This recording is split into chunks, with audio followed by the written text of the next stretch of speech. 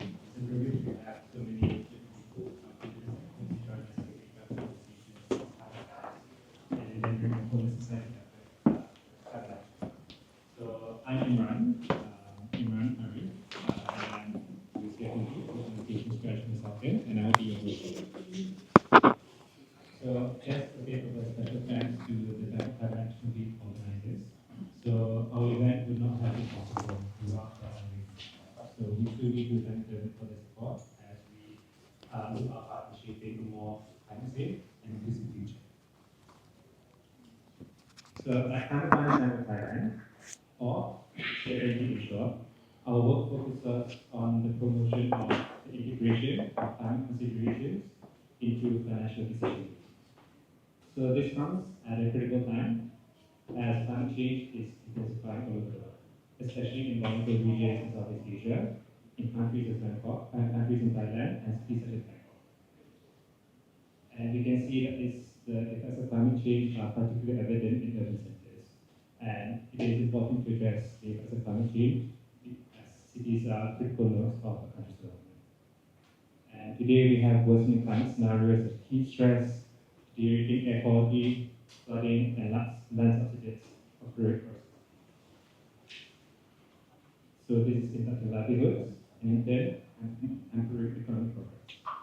And more funding is needed for activities that improve climate resilience, but this is a task that has typically been borne by the governments. But the efforts alone are not enough. More climate financing is needed, especially from other sectors such as the private sector. But to ensure the effective allocation of resources, we need to accurately track the current climate finance landscape.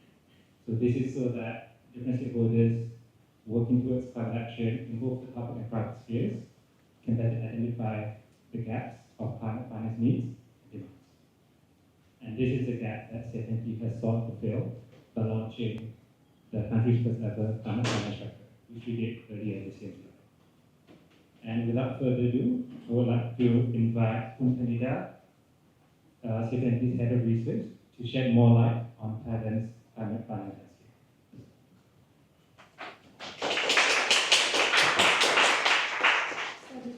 Good morning.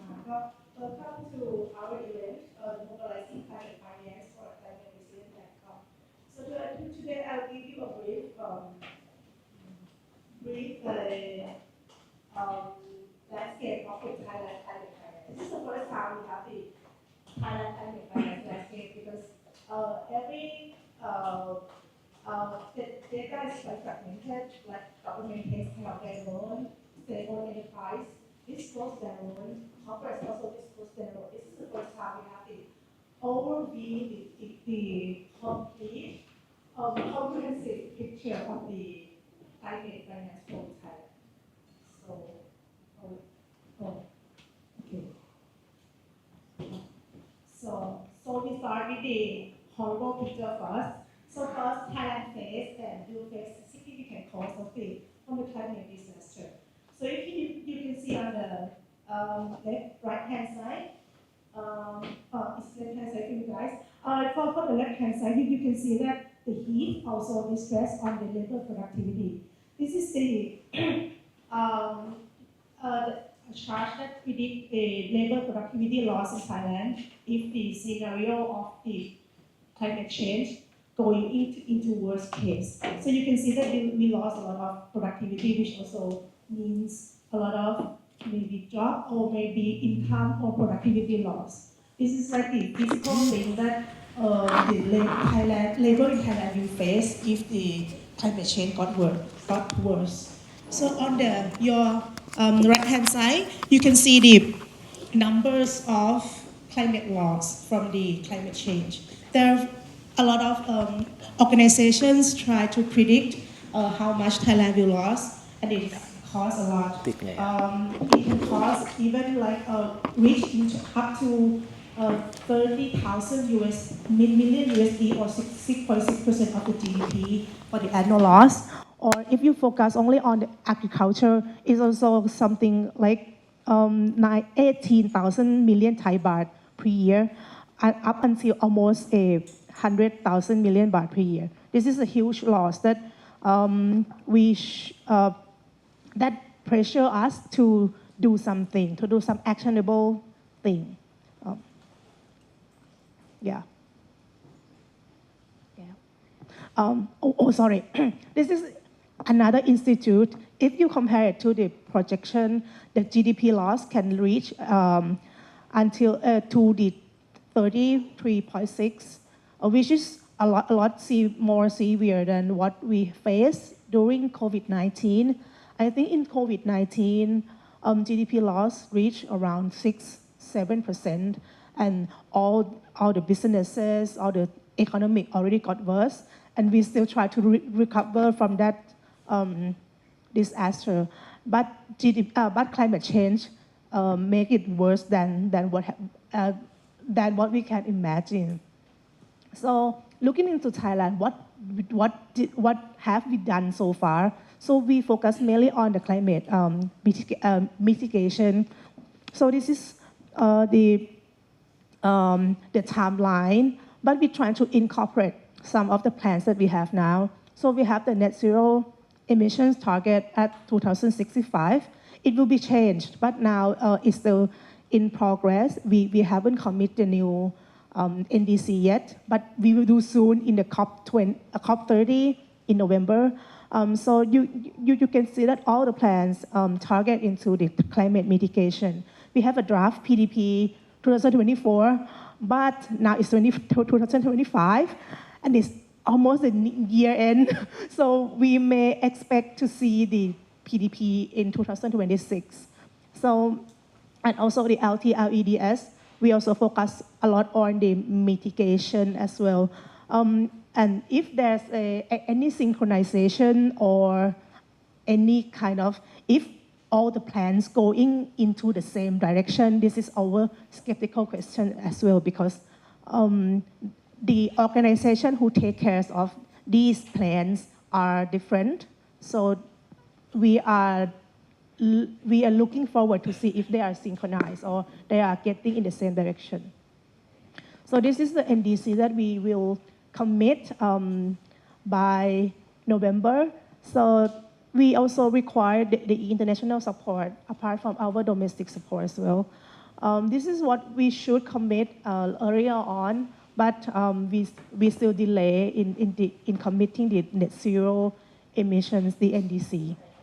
And then that the mitigation pictures, so you see numbers, you see plans, you see lots of plans going into that mitigation. But for adaptation, we only have this. This is the Thailand National Adaptation Plan. It's quite broad. If you can see, it's quite broad. There's a goal, there's overall goals, but there's still lack of the quantifiable targets or even the actionable timeline. But this is a good starting point that Thai government has some eyes on the adaptation, but still maybe face some challenges in making it into the actionable outcome. So this is, we try to map out the climate vulnerability in urban areas. So this is quite common. So if it's in Thailand, so we face the temperature rising, land subsidence, sea level rising. You can see Bangkok is very near to the river. We have the Chao Phraya River, and the river ends to the sea. So if the sea level rise, so it also affects Bangkok for sure. And there's so we are very low-lying city. So with average elevation only 1.5 meters, but projected sea level is higher than that. So this is like a very crucial challenges that we have to overcome. And there's also rainfall increasing. For the climate risks here, so we see the heat stress, that it's extremely heat in Bangkok. If you come here in April or May, you will be melted in just one footstep outside, and then you will definitely melted. And we have flood every year, and also the erosion. So what's important to make the plan from the plan, the target, to the actionable outcome? So first, we need policy, for sure. Political will, therefore, tone from the top will help us a lot into shaping the direction to be if we have a unified stance on climate, there will be a lot more transparency to come, and then for international partners, supporters to see that we have planned and we are going into that direction. Another thing is the public engagement. We have planned, and we have to engage to the people as well, because they are the ones who directly affect from the climate change. The other thing is the technological advancement. This will help the low carbon, commercially viable, so people can transition. And then the most important thing is the funding and financing, which is the backbone of catalyzer to help the climate mitigation and adaptation efforts to have the tangible climate actions. So now we know we have planned, we have seen some losses, we've seen a lot of predictions that Thailand will affect a lot from the climate change. So, but where we are now, are we hitting our targets? Where the funding is coming from? Is it being used effectively? This is the question that hit us, and then we try to answer this kind of question, because before we begin this project, this is our project question, topic question. There's no single picture where you can map all the climate finance flow in Thailand. So we do that to try to develop a clear answer to the question. So, okay, this is what our scope. So what is climate finance? So we divided into climate mitigation, mainly on the cutting GHG emission, and then climate adaptation, which is to reduce the impact of the climate change. Climate finance is any funding from either public or private, either domestically or internationally, used to support these actions. So it can come in any form. We also track the form. It can come in the government budget, which will be called grant, the bank loans, green bonds, and the grants and the concessional finance. So we track all the both from the source of fund and also the instruments that being used to channel the climate finance in Thailand. This is more explanation in case you guys are not familiar with the climate mitigation or adaptation. So for climate mitigation, we use CPI, the Climate Policy Initiatives or methodology, which is they also do the global climate finance landscape. So for the climate mitigation, we're focusing on the prevent climate crisis. It can be installing solar rooftop, the electrify the EV car, also the charging stations, and also the building energy efficiency is in the mitigation. And for adaptation, we use tailwind taxonomy, which is the group of investors try to build on the definition of the adaptation and resilience taxonomy. So this is very broad and very comprehensive. So adaptation also something that we try to manage the emerging risks, urban cooling, drought resilient farming, or even the regenerative agriculture. So mapping the CPI and tailwind back to our plan, we have the NDC plan. Actually, the CPI and tailwind are a little bit broader. They cover something that Thailand may be overlooked.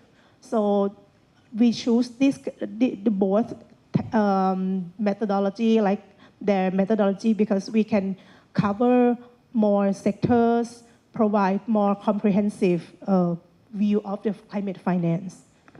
Then the NAP can also map with the tailwind as well. Yeah.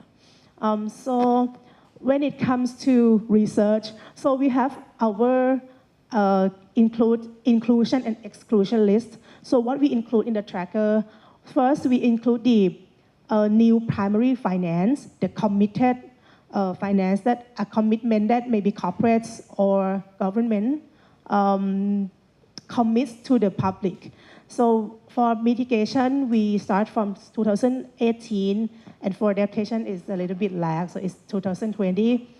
So we choose only what the project that has climate rationale, which means that the project intentionally support the climate, either mitigation or adaptation, like GHG cut or the adaptation thing. We cover public and private flows, and also we use the conservative estimates, which means that if we are not certain with any numbers or the sources, we just omit it. We have it in our track, in our database, but we track that this is still debatable, or this is not, it's not clear enough, that the rationale is not clear enough. But in the future, if they disclose more information, it may be clear enough to include. So we also note that in our database. So what we exclude, we didn't count every kind of flow coming into green or ESG. So we exclude refinancing, R&D and subsidies, and also the secondary markets. We also exclude the kind of carbon locked-in technology where it might help you reduce the GHG emission for short term, but in the long term, you still have to rely on that kind of technology. So we also exclude that from our tracker, which is, for example, plug-in EVs or clean coal upgrades, because if it's coal, so it still emit the GHG emission anyway. We also exclude the board SDG finance, where we cannot classify what it is, and with no climate target or with no climate rationale. Yeah. Yes. So as we are think tank, CFNT is a think tank. So the approach that we did for the climate finance tracker is the bottom-up approach, meaning that we look into the project level one by one and then combine it into our tracker. So it's over 3,500 projects that we look into. For corporates, maybe we look at the annual reports, sustainability reports. For government, we look at their budget report. For commercial banks, yeah, we also track perhaps the sustainability report or annual report, and also the bond issuance from the Thai BMA database. So we try to have everything. We try to get have as comprehensive as we can. So yeah, so we took about a year to build this tracker. And you can expect a lot of turnover rate coming along, because it's quite labor intensive kind of thing, but we are so proud of it. So this is the first Thailand climate mitigation finance landscape. If you can see, you can see from the source of fund, sector, and subsector. Subsector is the use of fund, and you can also play this landscape in the interactive screen outside. So we have two. The first one is the climate mitigation finance in Thailand, which accounts around 1.7 trillion baht. So looking into source of fund first, as you can see, private player leads this market. So if you combine corporates and commercial banks, it accounts around 65%, which is 2/3. This also meaning that private sector sees the great opportunity. They know that they have to transition themselves to greener or less brown corporate activities. And we also see a very significant improve on the SOE side. This is mainly because lots of SOEs are energy, oil, and gas company. That's why they also have to adapt themselves into the kind of climate change things. But this is like we still have a room to grow. If you can see the multilateral climate fund, or maybe fund from the outside, from international fund like JTP, Just Transition Program that our neighboring country got. There's a huge opportunity that Thailand hasn't been tapped yet. So you can see it also accounts around very few, 0.4%. So this is like also some gaps that Thailand can look into and then close the gap. Looking into the sector, it's quite common that you all know that energy and transport will be the top two projects or sectors that mitigation finance going to. And it's, yeah, because Thailand also has a infrastructure ready for the energy transition. But one maybe interesting things to see is the undetermined, which accounts quite a lot, like 25.8% of all. This is come from where we know that it's green loan from the bank. So for example, from a bank, and they commit, but they do not specify the destination or the sector that they provide. So we also left it undetermined for this stage. And in the future, we try to crack this one as well, just to make it more, maybe it comes to the sectors that haven't been supported that much, like water, agriculture, building, and so on.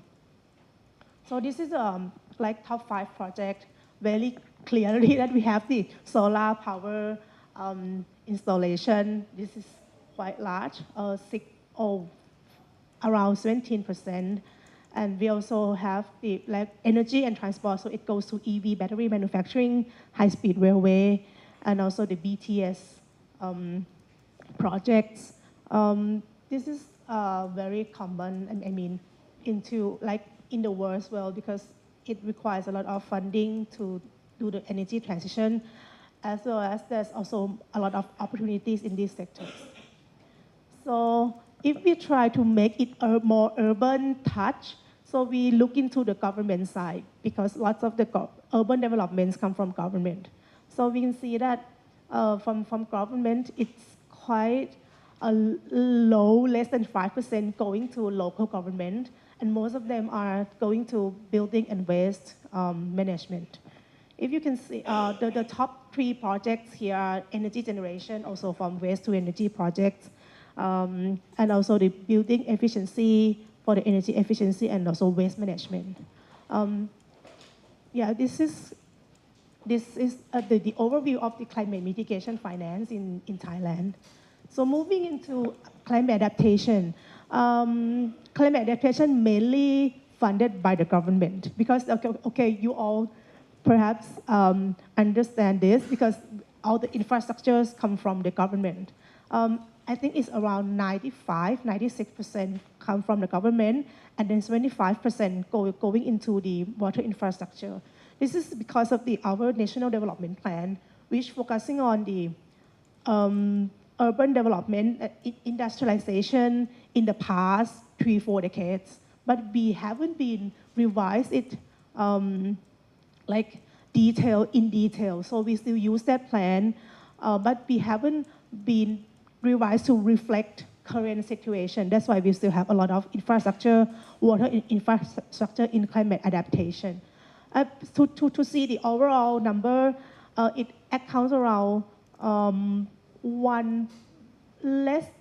almost 10% of the climate mitigation, which means that despite the huge cost that we see in the early slides, the government still lag, or maybe their speed is still lagging behind the cost that may occur in the future.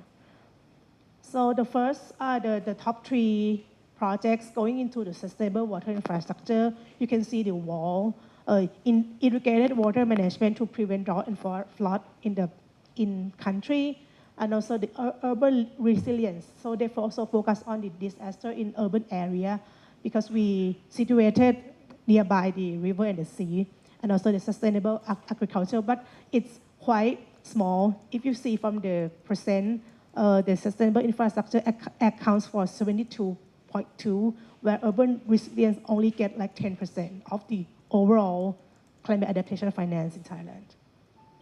So this is zooming into again to the local government, because not only if we count Bangkok, it will be in the local government. But unfortunately, we cannot find this publicly disclosed data from the BMA. So this is like maybe not, it represents the local government from the whole country, but this is the best we try, the best effort we can. So we see that it goes into ecosystems, marine ecosystems, the coastal prevention, and also into the healthcare. Yeah, you can see it's to the mangrove plantation and the healthcare and the education, knowledge and information. Try to build capacity building for the adaptation and resilience. So this is zooming to Bangkok. This is what the data we got when we first launched this tracker. We have BMA sit with us in a panel, and they have this number. So this is, Bangkok had made some progress into climate financing. So they released around 92,000 million baht, and then 22% of it goes to climate change.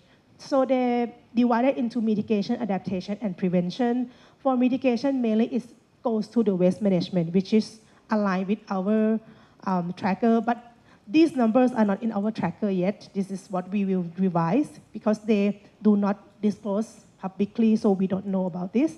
But yeah, in the later stage, we try to convene more stakeholder engagement, try to have a focus group to get more and more detail on the climate finance going on. So they also focus on, as you can see, mitigation also gain a lot of, over half portion of it, and they also focus on the adaptation as well, which is definitely the urban flood prevention and also the green space in Bangkok. So this is one of our last slides. So we see that adaptation finance is a missing piece. But this is the overall Thailand's needs for the climate finance. As you can see, for mitigation, we need 12 trillion, but now we have only 1.7.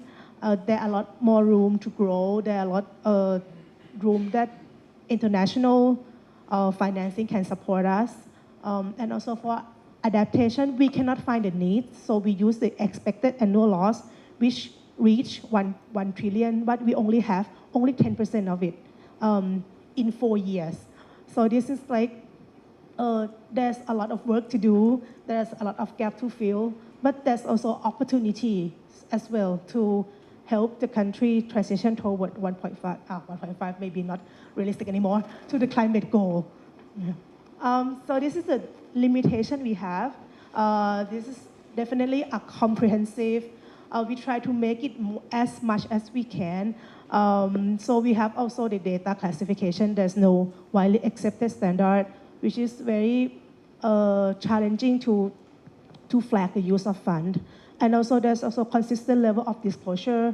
As you can see, banks, they just disclose their numbers, but not objectives or sectors. Government, if you look into the federal government, there are a lot of details. There's objective, KPI, but if you look into the local government, there's just only the project name and the amount. So which means that we may omit some important numbers because of some insufficient information, which is very crucial. If we would like to have more comprehensive numbers, we should have a consistent level of disclosure, which also meaning that we should have the data classification. And then the last point, maybe lack of MRV is the common challenges in the world. We rely on reported data. So if the company, corporates, government has do the MRV, so it will be accurate, but we just collect their data. So we didn't do the independent verification. So this is like what we perceive. We have that assumption in our mind, but we still try to make it as comprehensive as possible. So yeah, you can explore our data by scanning this QR code, or if you use your phone, you have to tilt it into the horizontal, and then you can click each line to tell how much it is. And also in the next phrase, in this kind of tracker, the database, we plan to update annually. So this is the revision round is coming, it's approaching. So in the next year we plan to release the raw data. We try to make it use as much user-friendly as possible. So you can use that data for your perhaps planning, strategy, developing, and so on. And we also, by revision, we also have the plan to do the focus group or interview the source of fund so that we get more granular data and perhaps more accurate and the most update that they can disclose. Yeah, so I think that's all for for the overview of the Thailand climate finance landscape today. And yeah, we welcome all the questions. Thank you. Thank you very much, Thanida, for the presentation. So definitely a lot to unpack and more action to be done. So currently we will open the floor to any questions that you may have for Thanida based on the presentation. Does anyone have any questions for Thanida? Yes. Yeah. Make it simple. Hi, my name is Thomas. I was wondering whether you are also looking at including some metrics on the dynamics of the financial evolution, because I can see that you're looking back to come to a picture, but what's important is to look forward. What are the dynamics of finance climate? How are they evolving? How are you looking at that? Actually, I think climate finance in Thailand is gaining momentum. But if you compare speed and amount to our need, it's still moderate. We also have some stakeholder engagement. We convene with some of the key players here, like regulators, FIs, financial institutions, just to see how they have some views on the data. But the tracker means to just capture what we have now, our status. But we have seen that if you compare, actually there's an older version of this, and then we revised up until May 2025, and it also increased. So we're also looking at, if we're looking into the future, I think it's gaining momentum, it will increase, but in which speed, that is also our challenges to decide. So. Thank you, Thanida. Yes? Hello, I'm Tanya from Global Compact. Thomas already asked my question as well. But to support you in the future, I'm thinking to have a clear picture of the scenario. Like in Thailand, most of the time we think about adaptation, but it's not yet investing. So I'm thinking about how do you plan for next year, like when you trace the data. Is that the tracker help to collect the data of the commitment pledge, or you like to track based on the annual investment year by year? Our tracker track the pledge, the committed numbers. But for adaptation, we have a collaboration with PEER, the Boy Institute, Economic Research, from the Bank of Thailand. So we have some kind of partner who are very specialized on the climate adaptation. So we pair with them, and then we tracked all the committed amount of And if we have time, we try to map into provinces, because adaptation mostly attached into area.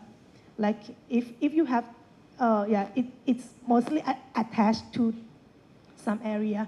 So it might be interesting if the finance going to the accurate area, or is it too much or too low in that area? So we can also make some policy brief on that as well.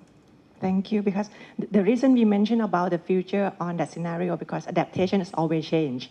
No matter they pledge this year, but I have to tell you the truth that I used to track 5 years ago for the SDGs, but year by year they had changed the projects. But it's not bad because they adapt.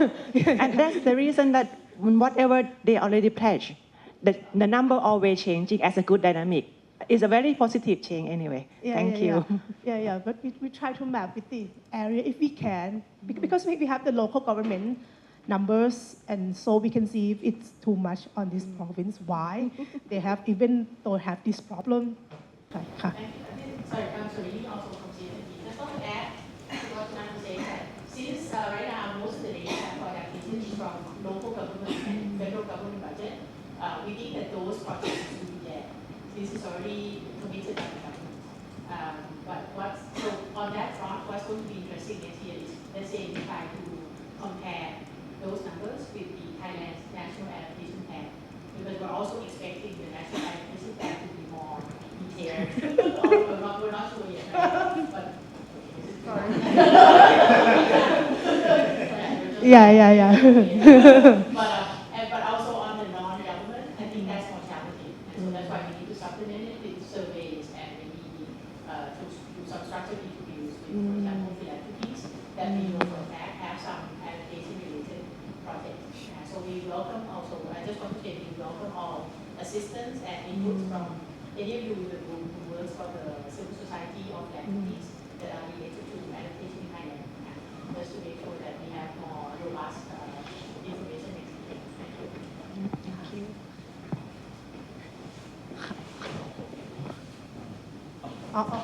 Yeah, hi. I'm Yanis. I'm a consultant civil engineer. You almost actually answered my question. I was going to ask whether you have a spatial dimension of adaptation finance, knowing where in the country it's addressed towards. I guess as a follow-up, do you see any blockers in making the most of this spatial information? So do you know where the benefit is most and the avoided losses hence addressed more effectively? Yeah, that's what would be for the next phase. But now, so the data, we have some spatial information because we track by project, especially at the local government, so we know exactly the problems. So we actually track by problems. But that's only, as I mentioned, that's only the committed government budget in those provinces. So I think your question actually need to be answered with more comparisons. So that's why I think, okay, we start with the adaptation plan, because that should go down to detail. Yes.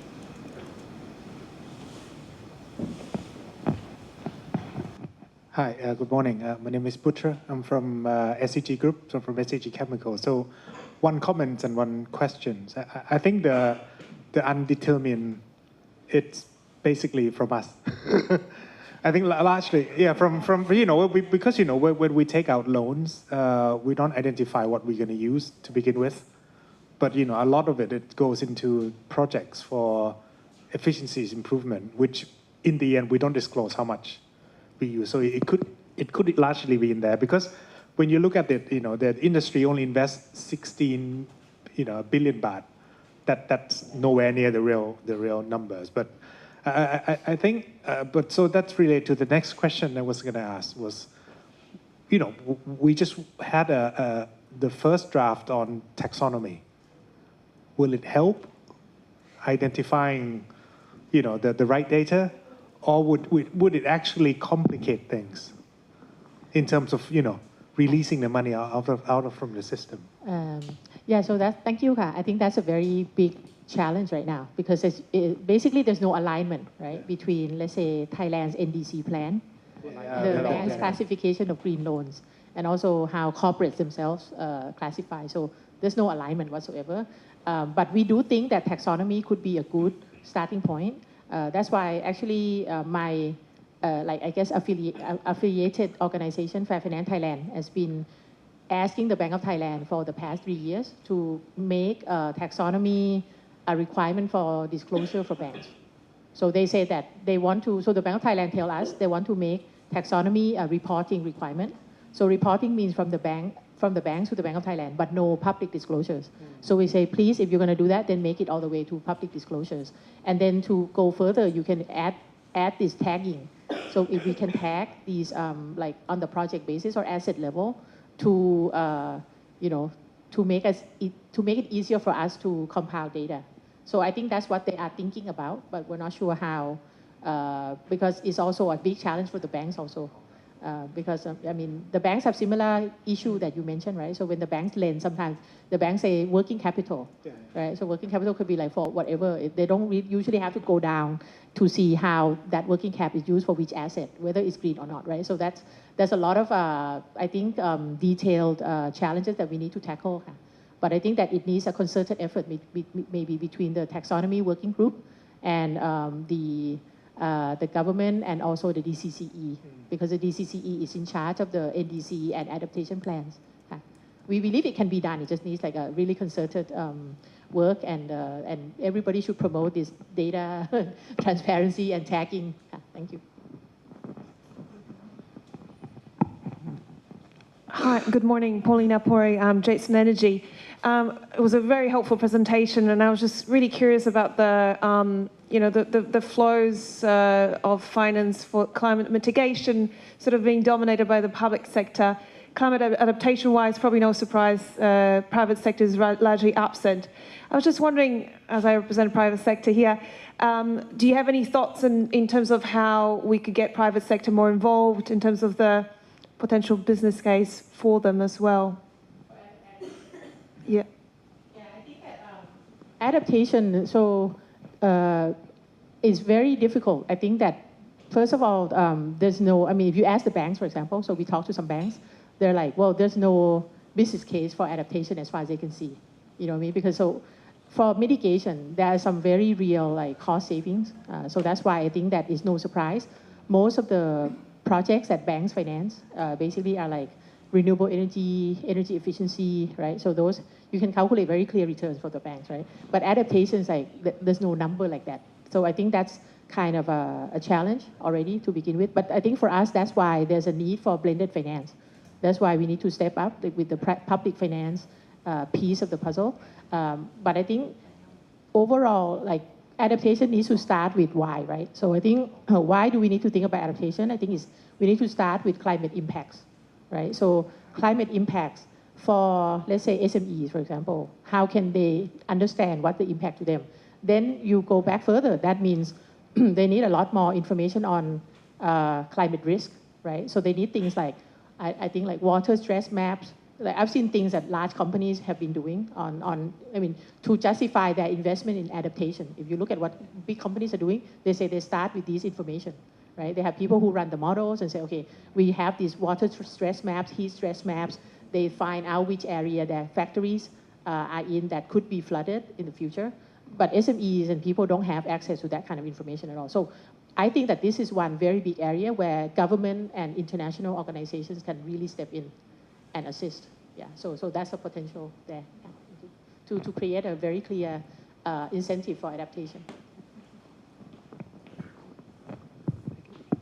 Thank you, Onsaran from the World Bank, and thank you for this presentation. And I think it's a wonderful work, and it's very important for Thailand to have this overall picture of our climate investment, both from mitigation and adaptation side. From the tracking perspective, I just wonder that how do you treat the case of projects where they actually deliver dual benefits, right? There are a lot of investment that are not just mitigation or adaptation. If you invest in nature-based solution, mangrove rehabilitation, that is both mitigation and adaptation. How do you treat that in the way you track it? So not to undercount or overcount, really. So I think because it's a difficult issue, and I think that because we don't have enough data to determine, so the short answer is we don't include dual benefits at the moment. So basically, we classify project either mitigation or adaptation, mostly based on what the project developer themselves say. But I think that could be very important, as you say. But I think that we need to understand a lot more about the nature of the projects to determine that. And we just, I guess, don't have enough know-how. Yeah, thank you. Thank you. I think we only have time for maybe 2 more questions. Yeah. So I support your findings because right now, in the global south, we face the problem on lack of fund for the adaptation. So they did in line with the global trend. And next year, the trend will be changing. You may be surprised. More fund will be going to nature-based adaptation, community-led adaptation. So I think you can focus more on this. I'm also happy that I hear you will be doing more analysis on flowing of fund, adaptation fund to province and locals. And I also recommend to add more to community level so that we will have the full picture and the trend will be changing. That's because of the global trends, and the global fund will be supporting more to the community level. So if you can do that, you can give the whole pictures of mitigation and adaptation, and those involved in the policy, they will see, oh, what we need to do more, what we should get involved, right? Because there is some financial gap for the climate change. Yeah.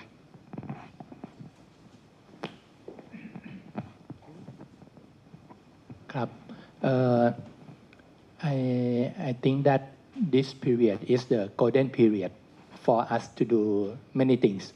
To have the strong database and direction for finance, I think we should do something in parallel to get rid of barriers. And what I mean the golden period is DCCE just launched new NDC 3.0. Net zero go to 2050, okay, and aggressive 40% plan on 2030. I think that this is very good point. And we just have the new committee on national energy plan, the new of the new. Okay, I think that's one. Yes, newer than the previous one. And this is the golden period that we can feed this kind of information to the committee. At least we have someone that we can have the channel to feed this information. So I think that if we have chance to make it, if our national energy plan getting along with what we get, that will be the good opportunity. We have new prime minister which on the top of Kopachor, I cannot remember the name in English, and he's also and he's also the interior department that can control PEA and MEA also. So I think several points that we can drive many things with this golden period.